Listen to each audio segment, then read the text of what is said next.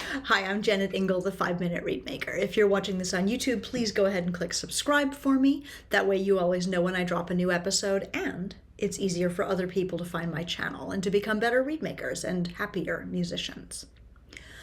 I spoke at the convention not just to oboists who wanted their reeds to be better, but I spoke with several people who were reed makers already and wanted to lean into their own reed businesses, wanted to grow them, wanted to scale them, wanted to start them. And one of those people asked me specifically, how do I protect my hands when I'm making reeds all the time? How do I think about protecting my hands and wrists from overuse injuries?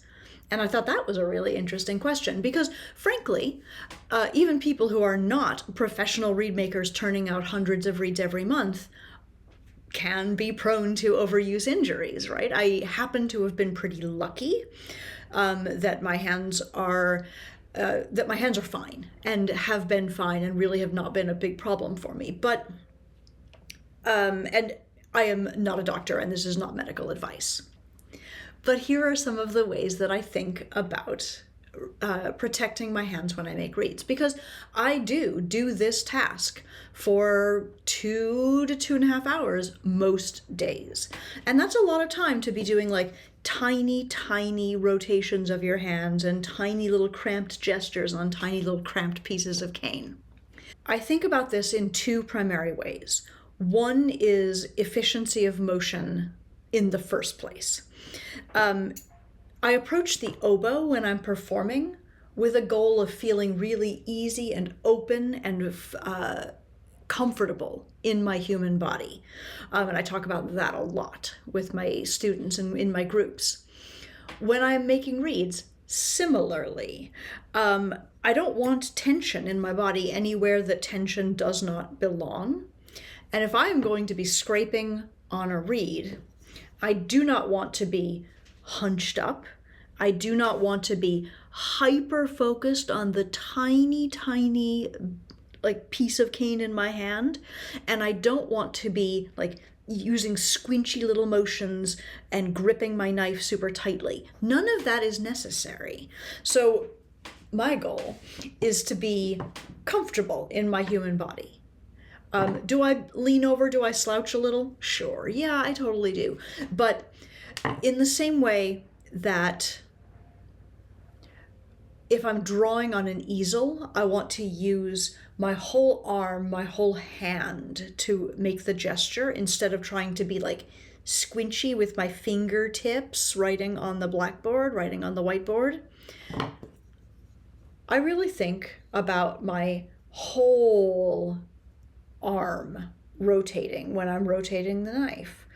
I've talked before about the fact that I use my reed holding hand as the primary director of where the knife goes and where the cane comes off of the reed.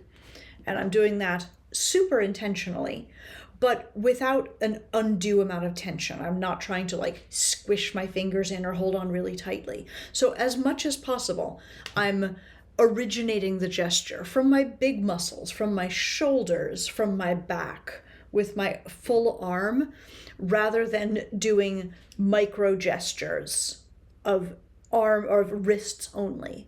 I'm thinking about being comfortable when I scrape. So that's the first thing. And a thing to notice for you, if you are a reed maker and you find yourself having hand or wrist discomfort or carpal tunnel or tendonitis or any of the things that we get, is how comfortable are you allowed to be in your human body, and where are you holding tension and can you release it? So that's the first thing. And the second thing is this. I'm very right-handed. I use this hand for lots of things, but if I am in a place where I'm working a lot on reeds and I'm feeling tension and I'm feeling any kind of twinging, like we do sometimes in that thumb joint, in the wrist joint, the first thing I do because I can't stop making reeds and I can't stop being an oboist. But the first thing I do is I stop using my right hand for unnecessary right hand things. I brush my teeth left-handed. I try to hold my phone in my left hand for all of those times when I am mindlessly scrolling. Maybe I even ask myself to mindlessly scroll a little less. If I grab my computer to take it downstairs, I grab it with my left hand. I put it under my arm instead of carrying it in my hand. These are things that I think about on purpose to relieve the stress and strain that I might be feeling in my strongly dominant hand. And finally, if I feel actual pain, a real significant twinging, significant tendonitis twinging, of course, I might ice it, I might wrap it, I might take a day off. But it's really been shockingly seldom in my own life that has been a problem or an issue. And I don't think that it's necessarily that I am just entirely lucky. I think I'm pretty efficient and careful with my body. So perhaps you are less lucky than I am, and if so, I am so sorry. But if there is anything in here that feels helpful to you, that feels like, oh, maybe I don't need to hold so much tension in my fingertips as I am holding onto a reed. Maybe I don't have to be so squinchy with my efforts. Maybe those long strokes, long scrapes that you see on my YouTube channel are not merely aggressive, but also protective. Where could you find a little bit more physical, comfortable ease in your body as you are making reeds? So let me know if this has felt helpful. Let me know how you think about overuse injuries and how you think about discomfort in your hands and wrists. Let me know in the comments below. I'd love to hear from you. And I hope that this has been helpful.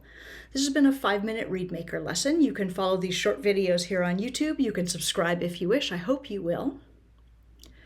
And if you need to reach me to order reeds or cane or a copy of my book, The Happiest Musician, or to enroll in my new Reinvent Your Reeds bundle, where we can work together to improve your reeds, you can find me at jennetingle.com.